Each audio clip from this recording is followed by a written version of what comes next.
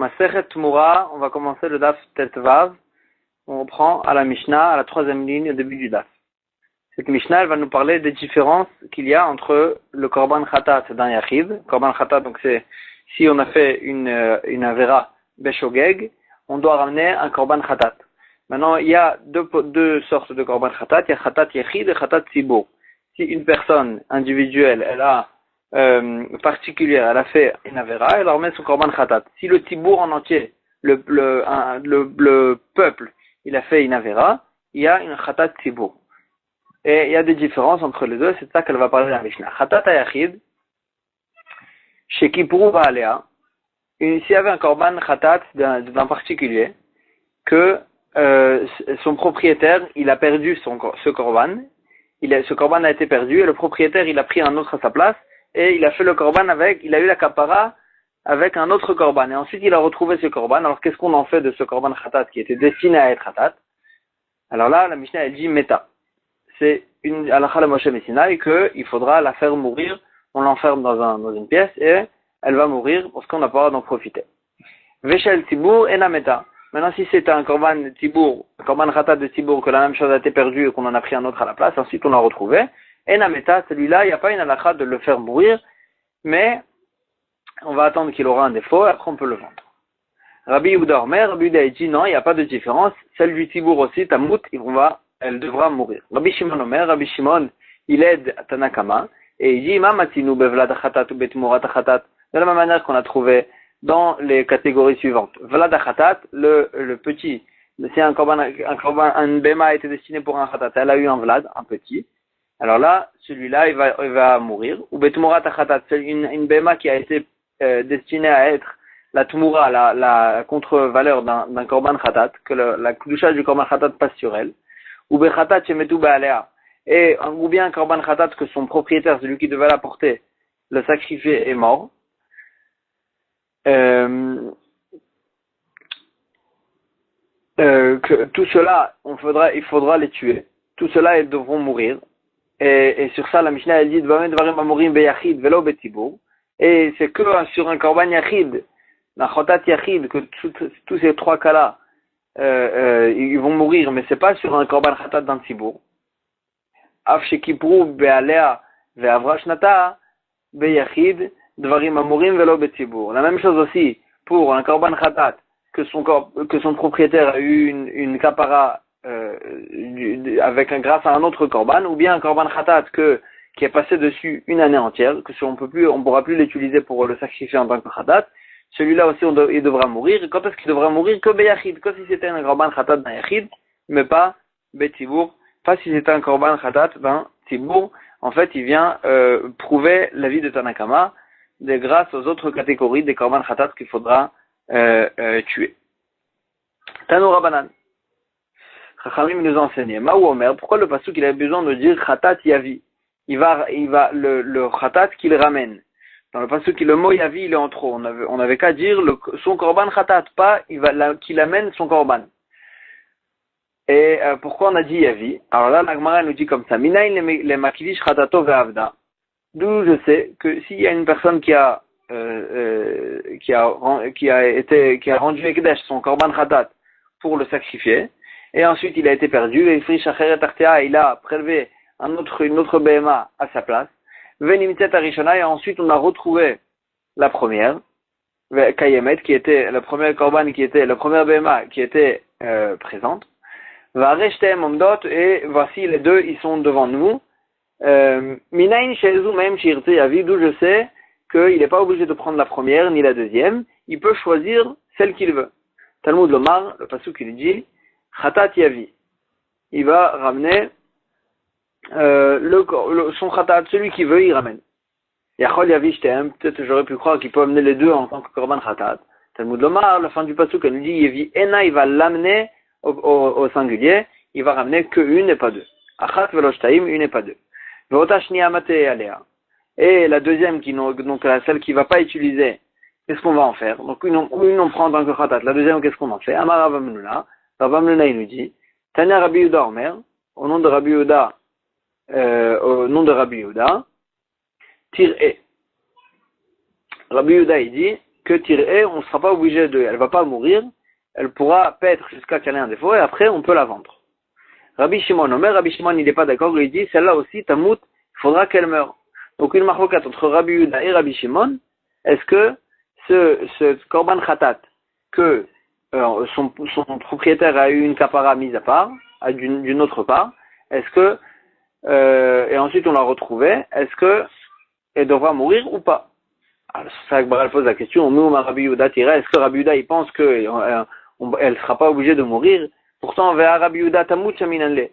Pourtant, dans notre Mishnah, Rabbi Yehuda lui-même, il dit que sur un tibour, il dit, sur un korban tibour, il dit qu'elle va mourir. Donc, elle va chomer sur un yachid, sur le khatat yachid, qu'il va penser aussi qu'elle va mourir. Donc, comment c'est possible de dire que Rabbi Yehuda il pense tirer? Agmara a dit, effectivement, tu as raison, il faut dire l'inverse. Rabbi Yehuda Omer Tamout, que c'est Rabbi Yehuda qui dit qu'elle va mourir. Rabbi Shimon Omer, c'est Rabbi Shimon qui dit que on va la laisser paître, elle sera pas obligée de mourir. Agmara, elle pose la question sur ça aussi. Rabbi Shimon tirait. Est-ce que Rabbi Shimon, il peut dire qu'elle ne devra pas mourir, elle pourra paître? Ve'ama Rabbi Shimon, pourtant Rabbi Shimon dans notre Mishnah, il nous dit, Chamesh Chataot Metot, qu'il y a 5 Chataot, Korban Chatat, qui devront mourir. La Mishnah, dans le daf d'après, il y a 5 Chataot qui vont mourir, et une des 5 Chataot, c'est un Chatat que si le propriétaire il a perdu, et ensuite il a pris une autre, et ensuite il l'a retrouvée. Et donc Rabbi Shimon il est d'accord qu'elle va mourir, celle-là. Donc comment tu peux dire que Rabbi Shimon il pense que celle-là, elle pourra paître? Agmara a dit l'olam lotipour, effectivement, il faut pas inverser. Tu restes avec ce qu'on était avant, que Rabbi Yehuda il pense qu'elle va paître. Pourtant on avait posé la question dans notre Mishnah, et on voit Mefourach que Rabbi Yehuda il pense qu'elle devra être tuée. Velo kashia, il n'y a pas de contradiction.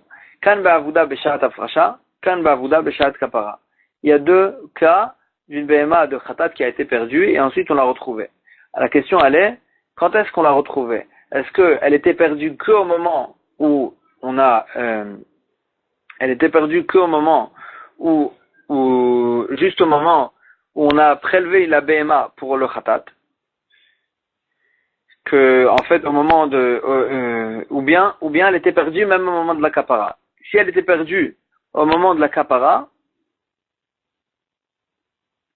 dans ce cas-là, Mishnah, elle dit que, et on l'a retrouvée après qu'on a shrité le korban khatat qu'on a pris à la place.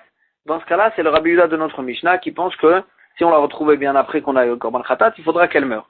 Mais si c'était une BMA, qu'on l'a retrouvée, avant d'avoir fait la shrita de l'autre korban. Donc maintenant, on se retrouve avant d'avoir fait la shrita avec deux animaux de korban khatat et on pourra choisir celui qu'on veut.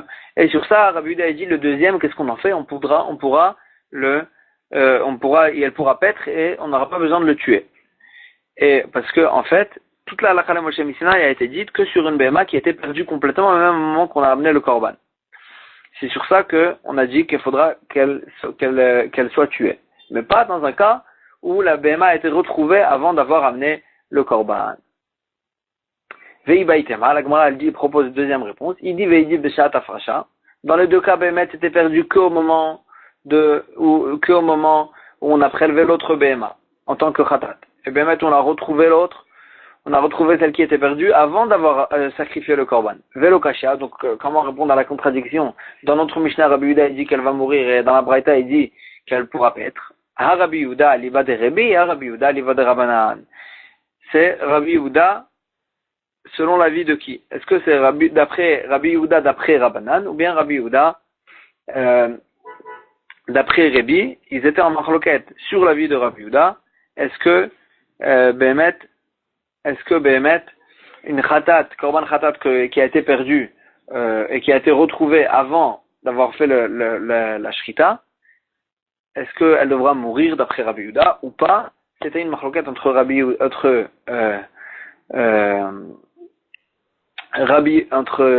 Rebi et Rabbanan, et c'est les 2 shitotes qu'on a retrouvées ici. C'est pas Rabbi Yehuda d'après soi-même, c'est Rabbi Yehuda ou d'après Rebi ou d'après Rabbanan. Comme ça, on a répondu à la contradiction. Maintenant, la Gemara, elle revient sur notre Mishnah. Dans la Mishnah, on a vu qu'une korban khatat, que son propriétaire a eu une kapara d'une autre part, avec un autre korban, parce que celui-là il a été perdu. Alors là, on a vu dans le Mishnah que elle va, après on a retrouvé le korban khatat, on va tamut, elle devra mourir. La Gemara elle pose la question, mi kalemande amar khatat tzibur shekibru balei ameta. Est-ce qu'il y a quelqu'un qui peut penser comme ça qu'un korban khatat tzibur, qu'un korban khatat d'un tzibur entier? On a vu dans notre Mishnah une machloket. Est-ce que cette halakha elle est dite aussi sur un korban khatat d'un tzibur? Maintenant, la Gemara elle pose la question, est-ce que Bémet on pourrait penser comme ça? Est-ce qu'il y a quelqu'un qui peut penser comme ça que même sur un korban khatat d'un tzibur, si on l'a retrouvé après, elle devra mourir? Va Tanya. Et sur ça, la Gemara elle va ramener une braïta et après elle va prouver de cette braïta qu'on pourrait pas dire comme ça. Et la Gemara elle dit comme ça. Va Tanya, écrit dans une braïta. Kaït Sebo Amar Rabbi aussi. Il parlait sur un certain contexte, il disait, et ainsi il disait Rabbi aussi. Va Abaim Mehashevi. Donc on parle de l'époque où ils sont retournés au Beth Amikdash avec la construction du deuxième Beth Amikdash. Ve'abaim Hashevi bnei Agola, ceux qui venaient donc ceux qui étaient captifs, qui étaient en galoute, écrivez Olot Parim, ils ont ramené des korban Ola, donc des taureaux Shnem Asar, 12 taureaux, Elim Tishim Vetija, 99 boucs, Kvasim Shivim Veshiva, des moutons, 77 moutons, Seire Khatat Shnem Asar, des boucs de Khatat, excuse-moi, Elim c'est des béliers, Seire Khatat c'est des boucs de Korban Khatat, Shnem Asar, 12 Korban Khatat. Akol Ola Lachem, tout était Ola, en tant que Ola, en tant que Korban Ola pour Hachem. La Gemara elle pose la question, il y a écrit Seire Khatat Shnem Asar, 12 Korban Khatat, Ola Lachem. Comment c'est possible? Ve Khatat mi Karva Ola. Est-ce qu'un Korban Khatat, il est entièrement brûlé, sacrifié sur le Mizbeach? Un Khatat, c'est pas Ola? Amarava, qui Ola? C'était comme un Korban Ola. Maola ena nechelet. Maola ena nechelet. De la même manière que le Korban Ola n'est pas mangé, il est entièrement consumé sur le Mizbeach. Af Khatat ena nechelet, même le Korban Khatat qu'ils ont ramené là-bas, il n'a pas été mangé, il a été brûlé entièrement sur le Mizbeach. Shaya Rabbi aussi Omer. Pourtant, normalement, un korban khatat, il n'est pas brûlé entièrement sur le Mizbeach, mais là-bas, c'était spécial. Shaya Rabbi aussi, Omer, Rabbi aussi, il disait, Ala Vodazara et Vium. Ils ont ramené ce korban khatat sur la Vodazara qu'ils ont fait pendant l'époque d'avant. Et sur ça, à cause de ça, ils ont ramené un korban khatat. Et donc, ce korban, puisque c'était un korban khatat sur la Vodazara, alors il était brûlé entièrement sur le Mizbeach. Ve'amar Rabbi Yehuda, donc on n'a pas encore vu la question, la Gemara elle continue pour trouver la question. Ve'amar Rabbi Yehuda Amar Shmuel. Et Rabbi Yehuda il dit au nom de Shmuel, à la Vodazara she'asu bimei Tzidkiyahu.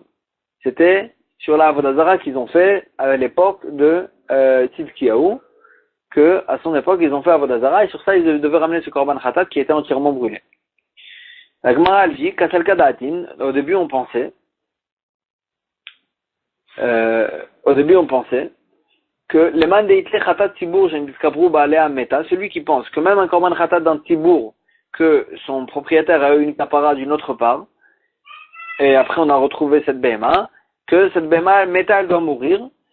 Itlenami il pense aussi que khatat tibour je metu baalea meta, que de la même manière que si le propriétaire il a eu une capara avec un autre korban, alors là quand même, il pense que même si c'est un tibour, après on l'a retrouvée, elle doit mourir. Il pense aussi qu'une autre catégorie, si c'est un korban khatat d'un tibour, que son propriétaire, ce tibour-là qui devait amener ce korban khatat, il est mort. Et on est passé à la génération d'après. Alors là aussi, dans ce cas-là aussi, on va dire qu'elle devra mourir. Ce korban khatat, il doit mourir parce que le propriétaire, c'est comme khatat shemetu baalea, son propriétaire il est mort, qu'il faut qu'elle meure, ce korban khatat. Et donc la Gemara elle pose si c'est comme ça, pourtant ici, Deika de Metu Baalea, que son propriétaire, parce que c'était la génération d'avant qu'ils ont fait Avodazara. Et quand même, on a la génération d'après eux, ils ont ramené un korban khatat pour la génération d'avant. Et c'était un khatat tibour, un korban khatat tibour, que son propriétaire il est mort. Et on voit là-bas qu'ils ont ramené le korban, Veka Karva, et qu'on voit qu'ils ont ramené le korban. Donc ça veut dire que il y a pas sur un tibour, la Gemara pose la question, on voit d'ici que sur un tibour, on n'applique pas ces halachot, que la khatat elle doit mourir. Et donc comment c'est possible que dans notre Mishnah, on a vu que même sur un tibour, on applique cette halacha. Sur un khatat tibour, on applique cette halacha. Amar Rav Papa il répond, Afilu le mandé Amar, khatat tibour, chez Kibrou Balé Ameta, même celui qui pense dans notre Mishnah, qu'un korban khatat d'un tibour, que son propriétaire a eu une kapara avec un autre korban, quand même, il y a la halakha que même si c'est un khatat tibour, son propriétaire, cette béma qu'on a retrouvée, elle devra mourir. Khatat tibour chez metu balea enameta. Dans la catégorie d'un khatat tibour, un korban khatat d'un tibour, que son propriétaire, celui qui devait le ramener, le tibour qui devait amener ce korban khatat, est mort, dans ce cas-là, on n'applique pas cette halakha qui doit mourir. Pourquoi? Les filles chez en tibour metim. Parce que jamais on peut considérer un tibour, un tibour, un peuple, comme s'il était mort. Le tibour, c'est le klal, il n'est pas considéré comme mort. C'est pas, si on parle d'une personne individuelle, alors là, tu peux dire que si la personne, ce particulier qui devait ramener le korban, il est mort, il n'y a personne d'autre qui peut l'amener pour lui, et ce korban, il doit mourir. Mais, si c'est pas en tant que particulier qu'on doit ramener, c'est en tant que peuple, en tant que klal. Alors c'est vrai que c'est la génération d'avant qui a fait la Vodazara, mais puisque c'est pas en tant que particulier, c'est en tant que klal, et le peuple, il est encore vivant, c'est juste, on a changé de génération, mais le peuple, il est encore vivant, la Avera, elle est sur le peuple, et le peuple, il doit ramener le korban, il n'est pas considéré comme si le propriétaire du korban est mort, parce que le peuple est encore vivant, et même la génération d'après pourront amener le korban. Et la Gemara, elle dit, Menale le Rav Papaha, d'où il sait cet halakha Rav Papa que même, qu'un korban tibour, un korban khatat tibour, peut être amené même si c'est la génération d'après.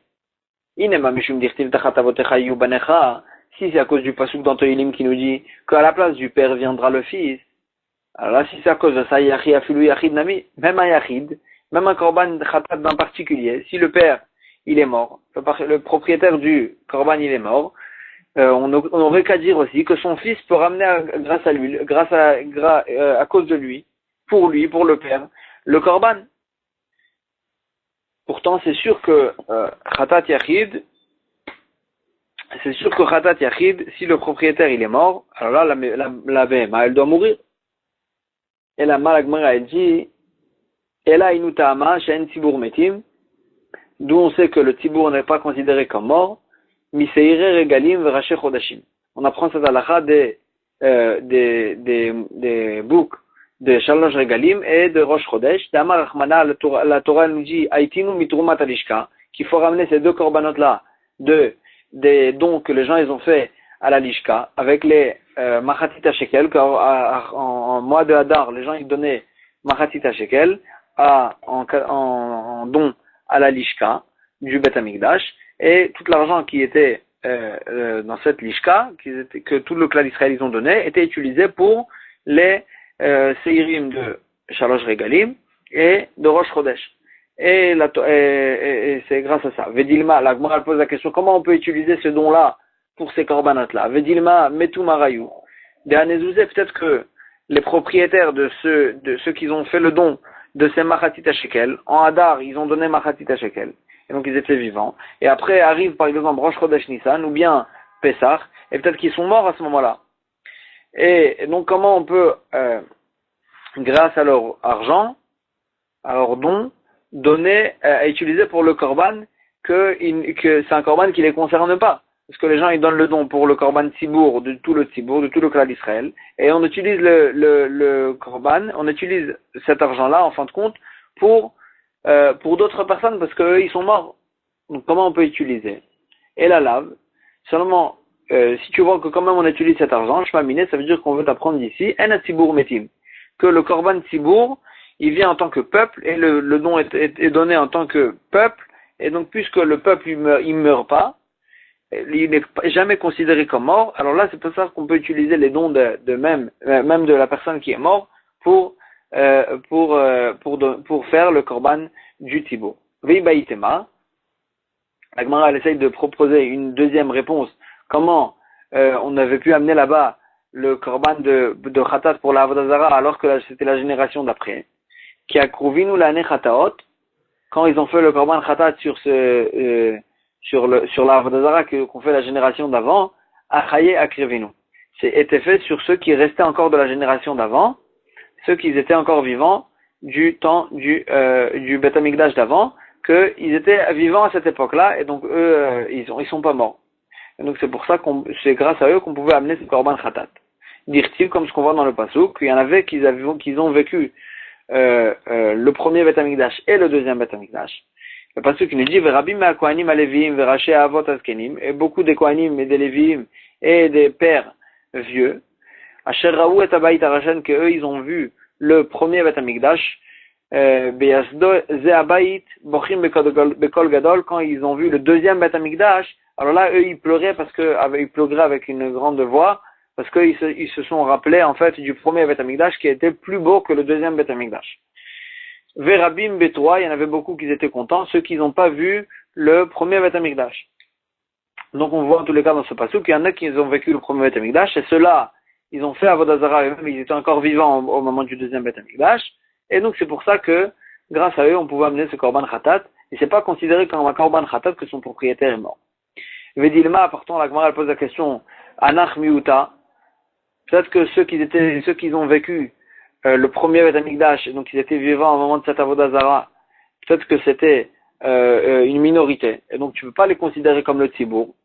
La Gemara dit Lomati Tamra, tu peux pas dire ça, dire-t-il parce qu'il y a écrit dans le Pasuk que les gens ils entendaient pas les voix de joie, l'école Bechi Ha'am, à cause des pleurs du peuple que eux ils pleuraient à cause du fait qu'ils ont vu le premier Beth Amikdash et ceux-là ils pleuraient. Et donc on voit bien qu'il y avait plus de pleurs que de joie. Donc ça veut dire qu'il y avait plus de gens qui ont vécu le premier Beth Amikdash que de gens qui n'ont pas vécu. Et donc c'est pour ça qu'on peut les appeler le Tzibour. La pose la question comment ils pouvaient amener un Korban Khatat sur cette Avodah Zarah là, alors que ils étaient mézides. Un Korban Khatat n'est amené que sur une Avera Beshogeg. Eux, ils ont fait cette Avodah Zarah, pas Beshogeg, mais mézid, avec tout leur gré. Agmara, elle dit, Amar Rabbi Yochanan, effectivement, Horaat Sha'aita, c'était une halakha spéciale qui a été dit pour cette époque-là. Achinami Mistabra, qui pouvait amener le Korban Khatat, même s'ils étaient Bemezid, Achinami Mistabra, et l'Agmara dit, c'est logique aussi de dire comme ça, Dilote Machi, parce que si tu dis pas comme ça, Bishlam Aparim Veseirim, les taureaux et les boucs, je comprends qu'on en a amené 12, Keneget Shinemasar Shvatim. Il fallait amener 12, comme les 12 Shvatim du cas d'Israël, pour faire une kapara sur tous les Shvatim. Et la Kvasim, Kenegedmi, pourquoi il y avait besoin d'amener les moutons, 77 moutons? C'est quoi ce chiffre-là? Et là, seulement, il faut dire, Horaat Sha'aita, c'était une halakha spéciale à ce moment-là, qui avait toutes sortes de inyanim qu'il fallait arranger, et il fallait ramener 77 Kvasim, et aussi, qu'on pouvait bichlal amener un Korban Khatat, c'était une halakha spéciale qui a été dit pour cette époque-là. Nanatam, la Gemara, elle va ramener tout un sujet pour, en fait, à la fin, nous parler de cette halakha de Korban Khatat. Nanatam, il y a une Mishnah qui nous dit, Mishemet Yosef ben Yoezer, Ishtereda, quand il est mort, Yosef ben Yoezer, c'était un des Tanaïm, homme de Tsereda, c'était une ville. Yosef ben Yochanan Ish Yerushalayim, Yosef ben Yochanan de Yerushalayim, Batlou à Eshkolot ont été annulés les grappes. C'est quoi les grappes? Eshkolot, ça vient du mot Ish Shehakol Bo. Un homme qu'il y a tout dans lui. C'était des gens qui étaient très shlemim, très entiers, et il y avait tout, ils avaient tout. Vama Rabbi Yehuda Amar Shmuel. Rabbi Yehuda dit au nom de Shmuel, Kol Eshkolot Shamdu Lahem le Israël. Tous ces gens-là, qui étaient nommés Eshkolot, qu'ils avaient tout, c'était des gens qui connaissaient tout. Shamdu Lahem le Israël, qu'ils ont eu le clan d'Israël, Mimot Moshe, depuis les jours de Moshe, Hachemet Yosef ben Yoezer, jusqu'à qu'il est mort ce Yosef ben Yoezer en question. Ayou le Medim Torah que Moshe Rabbeinu, ils étudiaient la Torah exactement comme Moshe Rabbeinu. De façon claire et nette. Mikan Vaelach, après ce Yosef ben Yoezer, lo ayou le Medim Torah que Moshe Rabbeinu, ils n'étudiaient pas la Torah comme Moshe Rabbeinu, ils ont oublié plusieurs choses et il avait commencé à avoir des machloktot. Vama Rabbi Yehuda Amar Shmuel, pour la Gemara elle pose la question, pourtant elle a dit Rabbi Yehuda au nom de Shmuel, Shloshet alafim halachot nishtakru bime'ev lo shel Moshe. que à l'époque où Moshe il est niftar, donc le peuple ils étaient tellement attristés qu'ils ont oublié 3000 halachot. Donc on voit bien que même à cette époque de Moshe Rabbeinu, déjà il y avait des halachot qui étaient oubliés. Alors la Gemara elle dit de ishtakach lehu ishtakach, ceux qui se rappelaient, ils se rappelaient. Ceux qui étaient oubliés ont été oubliés, effectivement. Mais des Gmiran Lehu, ceux qui se rappelaient, ceux qui le connaissaient, avouent Gmiré que Moshe Rabbeinu, il étudiait ces halachot-là comme Moshe Rabbeinu, sans aucune faille, sans aucune différence. Agmar, elle pose la question. Tania, pourtant, on a vu dans une braïda. Mishemet Moshe, depuis l'époque où Rabbeinu, il est niftar, il y a eu commencé à avoir des oublis et des machloktot, et là, la façon de trancher dans la machloktot, im rabu metamin timou, si ils se mettaient en compte, ils se comptaient, et si ceux qui disaient tamé, ils étaient la majorité, alors là, timou, ils rendaient tamé, vim rabu teorim, tiaru, et si ceux qui disaient taor, c'est eux qui étaient la majorité, alors là, ils rendaient taor, donc là, la chal était tranchée avec la majorité. Donc on voit bien que dès l'époque de Moshe, quand Moshe il est niftar, dès ce moment-là, il y avait des oublis et des machloktot. Donc comment tu peux dire qu'ils étudiaient la Torah mamash comme ce que Moshe Rabbeinu disait? La Gemara elle dit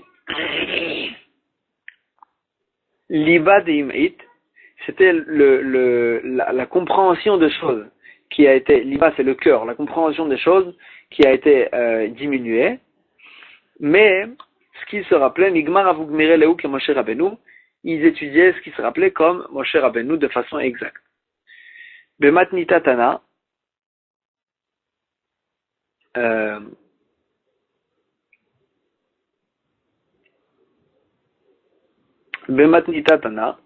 dans une braïta, on a enseigné, Kol Eshkolot Shamdou le Israël, tous ces gens qui étaient nommés Eshkolot, qu'ils connaissaient tout, qu'ils avaient tout. Shamdou l'Israël, Mimot Moshe Rabbeinu, qu'ils ont eu le clan d'Israël, des jours de Moshe Rabbeinu, Hachemet Yosef ben Yoezer, Ish Tsereda, l'homme de Tsereda, Lo Ayabaem Shum Dofi. Il n'avait aucun dofi, aucun défaut. Aucun défaut, aucune avéra, aucun défaut. Mikan Vaelach, Ayabaem Shum Dofi, après l'époque de Yosef ben Yoezer, il n'y avait pas de personnes qui étaient entiers sans aucun défaut. Ils avaient des petits défauts. Vatania, moi je pose la question. Comment tu peux dire qu'après l'époque de Yosef ben Yoezer, il n'y avait pas de personnes qui n'avaient aucun défaut? Pourtant, il y a écrit dans une braïta. Maaseh v'chassid echad, il y a une histoire avec un chassid. Shaya Goneach Milibo, qui était malade dans le cœur. Veshalou la rofim, ils ont demandé au médecin. V'amrou, ils ont dit, en lotakana, il n'a pas de remède, de façon de guérir. Achiina kralav roteach shacharit. Sauf s'il boit du lait de chèvre brûlant, bouillant, shacharit chaque matin. Ils l'ont ramené une chèvre, ils l'ont attaché à son lit, et il buvait de cette chèvre, il s'allaitait de cette chèvre chaque matin du lait. Alors moi il dit le lendemain, ils sont venus ses amis pour le visiter. Quand ils ont vu qu'il avait une chèvre accrochée à son lit, Amrou, ils ont dit l'istime mezuyan betor beto, il a un bandit armé dans sa maison, parce qu'en fait les chachamim ils ont interdit de posséder une behema daka, des petits animaux en Eretz Israël, parce qu'en fait, ces petits animaux, on ne peut pas les garder, ils vont sûrement manger chez les voisins et chez les autres. Donc c'est un problème de Gezel. Donc Khamim, ils ont comparé ça comme s'il avait un bandit armé à la maison, parce que c'est quelqu'un qui est obligé de voler. Donc là aussi, une behema daka, elle est obligée de voler en quelque sorte, même chez les voisins. Et donc, Khamim, ils ont interdit de la posséder bichlal, même si on l'attachait à la maison. Et donc, Khamim, ils ont dit, celui-là, il a un bandit à la maison, va nous nichnasim le vakro, et nous, on vient le visiter. Et donc, ils sont partis, et après, il est niftar, ce chassid-là. Yashvu vebatru, après qu'il est mort, ils ont vérifié sa vie. Velo matsubo avon, ils ont trouvé aucune avéra chez cette personne-là, et la shelota es bilvad, sauf le fait qu'il avait possédé une chèvre chez lui à la maison, alors que Chachamim ils ont interdit. Ve'afu beshat mitato, et même lui, même lui-même, ce chassid, au moment où il est mort, Amar, il a dit, Yoda'ani ba'atmi, je sais sur moi-même, Shen bi avon, que j'ai aucune avéra, et la shelota es bilvad, sauf cette chèvre en question, chez Avarti al divrei chaveral, que j'ai transgressé les paroles de mes amis, chez Arei Amur Chachamim, que Chachamim ils ont dit, En megadlim be'ema daka be'eretz Israël, on n'a pas le droit de faire grandir, de posséder une be'ema daka, une petite, un menu bétail en Eretz Israël, parce que, comme ce qu'on a dit, elle vole des voisins. Vekai malan. Donc, en tous les cas, on voit qu'on a trouvé une personne qui n'avait aucune avéra, sauf la chèvre en question. Mais, c'est pas considéré comme une véritable avéra. Et donc, la Gemara, elle dit, on voit qu'on a trouvé une personne qui n'avait aucune avéra, même après l'époque de Rabbi Yossi ben Eliezer. Et d'où on sait que c'était après cette époque-là. Vekai malan, on tient. Kol echad amar maaseh v'chassid echad. À chaque fois qu'on dit, c'était une histoire avec un chassid. Ou Rabbi Yehuda ben Baba, ou Rabbi Yehuda bar Ilai. C'était ou Rabbi Yehuda ben Baba, ou Rabbi Yehuda bar Ilai, Vera Banan, et ces deux chachamim-là, Rabbi Yehuda ben Baba, ou Rabbi Yehuda bar Ilai, Batar Yosef ben Yoezer Ishtereda Daré à vous. C'était plusieurs générations après Yosef ben Yoezer Ishtereda, et quand même on voit qu'ils avaient aucune avéra, donc comment tu peux me dire qu'après Yosef ben Yoezer, tous les chachamim, ils avaient quand même des petits défauts. Amar Rabbi Yosef, il dit, Dofi shel smicha ktane. Quand on parlait pas d'un Dofi d'une avéra. Dofi, on parlait un défaut, ça veut dire shel smicha, sur une certaine halakha, qu'il ne connaissait pas la halakha, il ne savait pas comment trancher la halakha sur la halakha de la smicha. C'est quoi la halakha de la smicha? Chaque korban, on sait qu'il faut faire une smicha, il faut lui appuyer les mains sur la tête et dire un certain texte. Et la question, elle est sur smicha pendant Yom Tov. Est-ce qu'on fait smicha pendant Yom Tov des korbanot de Yom Tov? Et sur ça, Agmar a dit, après cette halakha-là, après l'époque de Rabbi Yossi ben Eliezer, personne ne savait trancher cette halakha. Et c'est de ça qu'on parle quand on parle d'un défaut. Agmar a posé la question, Yosef ben Eliezer goufé miflag balig, Yosef ben Eliezer lui-même, il était en marloquette sur cette besmicha, sur cette smicha en question. Donc comment tu peux me dire que lui-même il avait aucun dofi, aucun défaut en parlant de cette halakha de smicha? Agmar a dit, qui figba besof shne, quand il a eu une marloquette sur ce sujet-là, c'était à la fin de sa vie, des batsar liba, qu'il était déjà faible du cœur, il n'avait pas tout son cœur et toute sa tête, et donc c'est pour ça qu'il était en marloquette, mais Béhémet, dans toute sa vie, il avait aucun défaut, en parlant même de cette marloquette-là, il avait une halakha claire, et il n'avait pas de marloquette sur lui, il avait ses halakhot très claires, comme du temps de Moshe Rabbeinu, et donc, avec ça, la Gemara, elle termine cette histoire-là.